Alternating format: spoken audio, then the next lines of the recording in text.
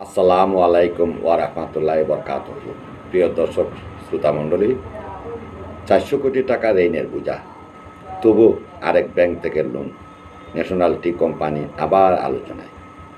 National tea company limited নামটা শুনলেই একসময় ভরসা জাগত, কিন্তু এখন প্রতিষ্ঠানটা যেন দুর্নীতির আঁকড়া। এবার ব্যাংক কেলেঙ্কারিতে জড়িয়ে পড়েছে, কিন্তু বাস্তবতা ক্রমেই হতাশাজনক হয়ে উঠেছে। পরিচালনা পর্ষদ ও ব্যবস্থাপনা পর্ষদের নানা সিদ্ধান্তে দিশাহীনতা ও দায়িত্বহীনতার চাপ স্পষ্ট, আর কাঙ্ক্ষিত ইতিবাচক পরিবর্তন এখনও অধরাই থেকে গেছে। একই কাণ্ড, কৃষি ব্যাংককে অন্ধকারে রেখে পূবালী ব্যাংক থেকে লোন নিয়ে ন্যাশনাল টি কোম্পানি আবারও আলোচনায়।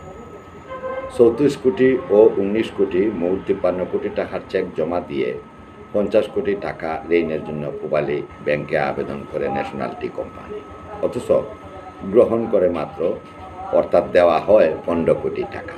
এমনকি কৃষি ব্যাংকের অনাপত্তিপত্র ছাড়াই কীভাবে পূবালী ব্যাংকের সাথে চুক্তিবদ্ধ হলো ন্যাশনাল টি কোম্পানি? সূত্র বলছে, কৃষি ব্যাংকের কাছে এই কোম্পানির বকেয়া প্রায় 400 কোটি টাকা। শর্ত অনুযায়ী কৃষি ব্যাংকের অনুমতি ছাড়া অন্য কোনো ব্যাংক থেকে লোন নেওয়া সম্ভব নয়। তবে ন্যাশনাল টি কোম্পানি সেই নিয়মের তোয়াক্কা করেনি। আর পূবালী ব্যাংক কীভাবে তাদের এই লোন দিল?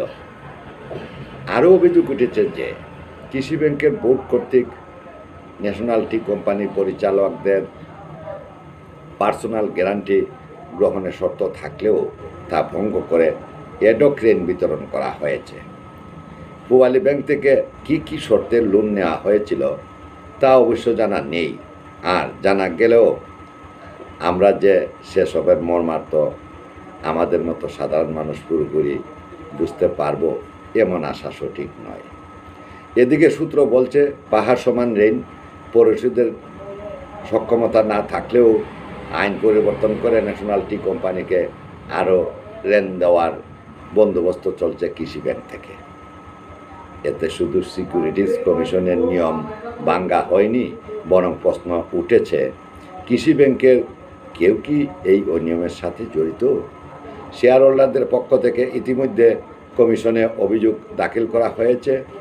কি চায় ন্যাশনাল টি কোম্পানি? কি তাদের উদ্দেশ্য? একদিকে বিশাল ঋণের পাহাড়, অন্যদিকে নতুন করে 226 কোটি টাকা জমা দেওয়ার মিথ্যা প্রতিশ্রুতি। বোর্ডের সিদ্ধান্তের কাগজটি উপরে তুলে ধরা হলো, দেখুন। সূত্র বলছে, আইন পরিবর্তন করে ন্যাশনাল টিকে আরও লোন দেওয়ার চেষ্টা চলছে কৃষি ব্যাংক থেকেই। এটা কি শুধুই অনিয়ম, নাকি বড় কোনো দুর্নীতির চক্র? বিষয়টি তদন্তের দাবি জানাচ্ছেন সংশ্লিষ্টরা। আমরা পর্যায়ক্রমে তুলে ধরব এনটিসির ভেতরের অনিয়ম, দুর্নীতির দলিল সহ চিত্র। চোখ রাখুন আমাদের পরবর্তী প্রতিবেদনগুলোতে। 400 কোটি টাকা বাকি, তবু নতুন লোন কৃষি ব্যাংকে ফাঁকি। এই রিপোর্টের শেয়ার করুন, সাবস্ক্রাইব করুন হবিগঞ্জের খবর চ্যানেলে। জেনে নিন ভেতরের সকল খবর।